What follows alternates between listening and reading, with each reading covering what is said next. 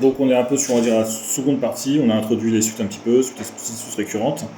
Maintenant on est sur ce qu'on va appeler des variations de suite. Donc savoir si une suite est croissante ou décroissante, on doit aussi trouver la monotonie. C'est pareil en termes de questions. Donc en gros c'est trouver les variations. Il y a plusieurs méthodes, mais nous on va s'attaquer à une méthode pour l'instant. Première méthode, c'est la méthode que tu utiliseras quasiment toujours à 99%.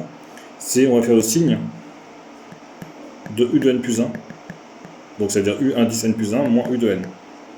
Le signe, c'est savoir si on est négatif, positif ou égal à 0. Ça sert le signe de quelque chose. D'accord? Pourquoi est-ce qu'on va faire ça? Supposons si U n plus 1 moins U de n est négatif. Ça implique, je prends ça, je mets de l'autre côté, ça implique que U n plus 1 est plus petit que U de n.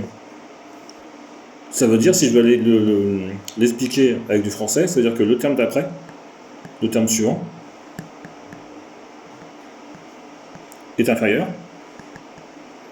d'accord, le terme suivant au terme d'avant, au terme précédent. Bah, si le suivant est plus petit que celui d'avant, bah, c'est que techniquement tu es en train de descendre. C'est ça que ça veut dire. Ok. Donc le fait de connaître le signe de U de n plus 1 moins U de n, ça permet de savoir si la suite est croissante ou décroissante. Je vais donner un exemple. Bah, on y va sur l'exercice 6 de la feuille que je vais t'envoyer en PDF. On a une suite qui est définie par un est égal à 1 moins 2 puissance n. On précise, n appartenant à la entière naturelle, et on veut les variations de la suite. Comme j'ai dit, il y a plusieurs méthodes, mais nous pour l'instant on va s'attaquer à une seule méthode, c'est celle-ci. Tout de suite on fait le signe de un plus 1 moins u de n. Donc pour avoir le signe de u de n plus 1 moins u de n, on va essayer de calculer un plus 1 moins u de n.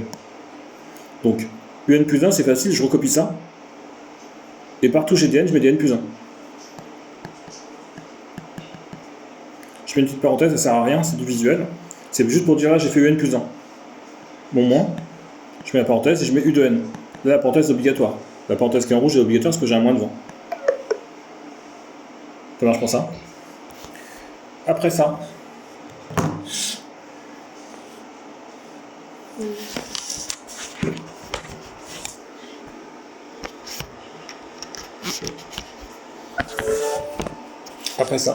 donc bon, on simplifie au maximum. Donc on retire ces parenthèses. Ici il faut juste retirer la parenthèse.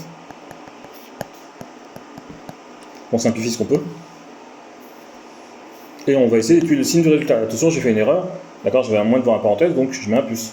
Ici. Il va me rester moins 2 puissance n plus 1 plus 2 puissance n. Le but c'est d'étudier le signe. Le signe, comme ça, je ne le connais pas. Ce que je vais faire, c'est que je vais casser ma puissance qui est ici. Donc je fais ici 2 puissance a plus b, c'est 2 puissance a fois 2 puissance b. Est-ce qu'on est d'accord avec cette formule-là? Là c'est pareil, 2 puissance n plus 1, c'est 2 puissance n fois 2 puissance 1. Plus 2 puissance n. Et maintenant je vais factoriser. Je vais factoriser avec le facteur commun. C'est celui-ci. Donc je mets mon facteur commun, je mets 1 fois, j'ai une parenthèse.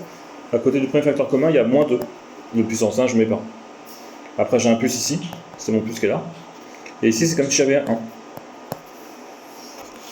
À la fin ça fait 2 puissance n fois moins 1. Ça on sait que c'est négatif. Hein. Un nombre à puissance n, c'est positif. Je multiplie par moins 1, je suis négatif. D'accord? Donc je rappelle ce que j'ai fait au début.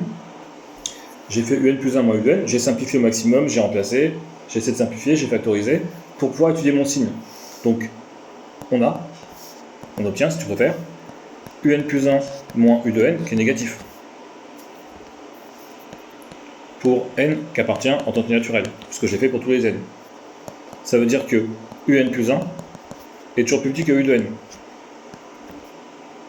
Toujours pour tout n qui appartient en entier naturel. Ça veut dire que ta suite est décroissante. Donc, u de n strictement décroissante. Toujours pour tout n qui appartient en entier naturel. Donc, je vais en faire d'autres. Hein. Mais en gros, pour trouver la variation de la suite, on va faire le signe de u de n plus 1 moins u de n. On fait u de n plus 1 moins u de n, ici. On essaie de calculer au maximum, on simplifie, on essaie de trouver le signe. Je t'en fais un autre, c'est un peu le même. Donc, petit 2. U de n est égal à 3 puissance n moins 4. On précise pour quel on travaille, et on y va. C'est toujours la même question entre les variations, donc on fait un plus 1 moins u de n égale 3 puissance n plus 1 moins 4 moins c'est de manquer ici. 3 puissance n moins 4. Je fais sauter mes parenthèses. Je simplifie ce que je peux déjà. J'obtiens le même calcul que tout à l'heure, hein. C'est juste les chiffres qui ont changé. J'obtiens 3 puissance n plus 1 moins 3 puissance n. J'obtiens 3 puissance n fois 3 moins 3 puissance n. J'obtiens 3 puissance n facteur de 3 moins 1. J'ai juste factorisé. Hein. Je l'ai fait assez vite parce que c'est la même que tout à l'heure. Je vais essayer de le refaire après. Ça fait 3 puissance n fois 2. Tout ça c'est positif. Ce qui veut dire que u indice n plus 1 moins u de n est positif. On précise toujours pour tout n qui appartient aux entités naturelles. Selon ce que n appartient, mais là c'est dans ce cas-là. Ce qui veut dire que u de n plus 1 est plus grand que u de n. C'est aussi le terme d'après est plus grand que le terme d'avant. Donc, ta suite, elle est strictement croissante. Est-ce que c'est bon pour l'instant? On va le refaire.